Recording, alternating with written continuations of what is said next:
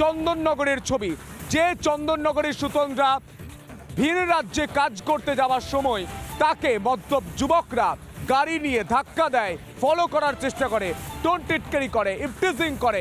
এই এত অভিযোগ থাকার পরেও পুলিশ বলে দিয়েছে যে কোনো রকম এই ঘটনা নয়, শুধুমাত্র এই ঘটনা রেষারেষির ঘটনা। এই মুহূর্তে শোনানোর চেষ্টা করবে সুতন্দ্রার মা, তিনি কান্নায় ভেঙে পড়েছেন। এই মুহূর্তে ছবি দেখুন। প্রচুর চলে গেছে, মেয়ে বৌমাকে কাল নিয়ে গেছিল ওখানে হসপিটালে, যেখানে ভর্তি ছিল। বৌমা তো অজ্ঞান হয়ে গেছে, ওর মেয়ে কথা টথা বলেছে। কি করবো আমরা, কি বলবো, আমাদের কে আছে? একটা বেটা ছেলে নেই আমাদের, অসুখ বিসুখ করলে কেউ চলে গেছে। মেয়ে বৌমাকে কাল নিয়ে গেছিল ওখানে হসপিটালে, যেখানে ভর্তি ছিল। বৌমা তো অজ্ঞান হয়ে গেছে, ওর মেয়ে কথা টথা বলেছে। কি করবো আমরা, কি বলবো, আমাদের কে আছে? একটা বেটা ছেলে নেই আমাদের, অসুখ বিসুখ করলে কেউ করার নেই। আমার মেয়ে যাওয়াই সুতন্দ্রার মা আর ঠাকুমা চোখের জল ফেলছেন, বুক চাপড়ে চাপড়ে কাঁদছেন। তাদের বাড়ির মেয়েটা আর ফিরবেন না। তারা সেই ঠাকুমা শোনার পর, জানার পর চোখের জল আর বাঁধ ভাঙছে না। কথা বলেছিলেন আমাদের প্রতিনিধি এলিনা। কি বলছেন মা আর ঠাকুমা, শুনবো। পুলিশ বলছে ইফটিজিং হয়নি, পুলিশ বলছে দুর্ঘটনা। কি বলবেন? দুর্ঘটনাটা তো ইফটিজিং এর জন্যই হয়েছে। ইফটিজিং করে তারা যখন পেট্রোল পাম্প থেকে সে পেট্রোল নিয়ে যখন পেমেন্ট করে গাড়িতে উঠেছে, তারপর থেকে তাদের গাড়িকে ধাওয়া করা হয়েছে এবং তাদের গাড়িকে বারবার সামনে গিয়ে আটক করে করে ঠেলে ঠেলে অন্য পথে নিয়ে যাওয়ার চেষ্টা করা হচ্ছিল। এটাকে যদি বলে ওভারটেকিং এর জন্য হয়েছে, তাহলে তো কথাটা ভুলভাবে প্রদর্শন করা হচ্ছে। ড্রাইভার তো চাইবেই যে আমি যাতে সেই গাড়িটাকে ওভারটেক করে বেরিয়ে যেতে পারি।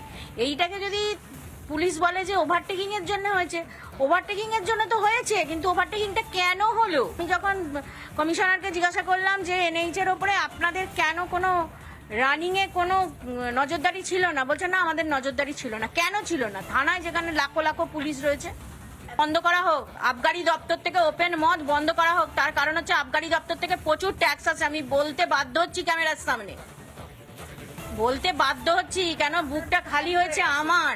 এখনকার মেয়েরা কি লেখাপড়া শিখছে শুধু ঘরে বসে থাকার জন্য? কিনা আমার বাইরের সুরক্ষা নেই। বেটি বাঁচিয়ে লাভ কি? আর কন্যাশ্রী দিয়ে লাভ কি? আর লক্ষ্মী ভান্ডার দিয়ে লাভ কি? লক্ষ্মী যদি না থাকে, কন্যাদের শ্রী যদি না থাকে, বেটি যদি মরে যায়, বেটি বাঁচিয়ে কি হবে? তার থেকে ছোটতেই মরে যাবে। তিনি একজন মহিলা,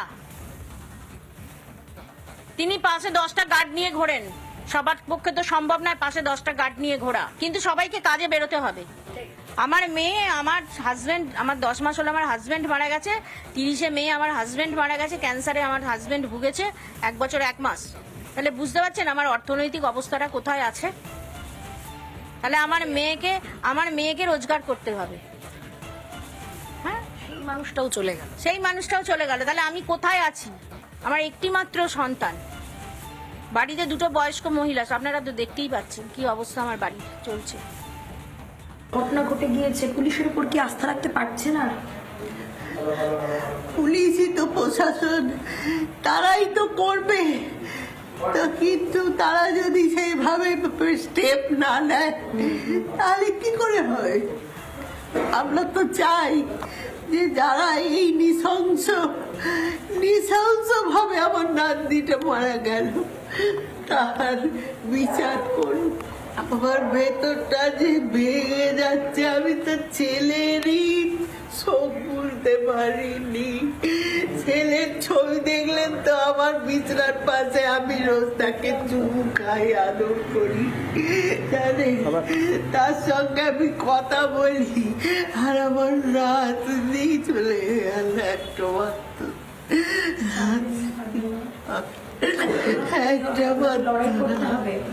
লড়াই করতেই হবে।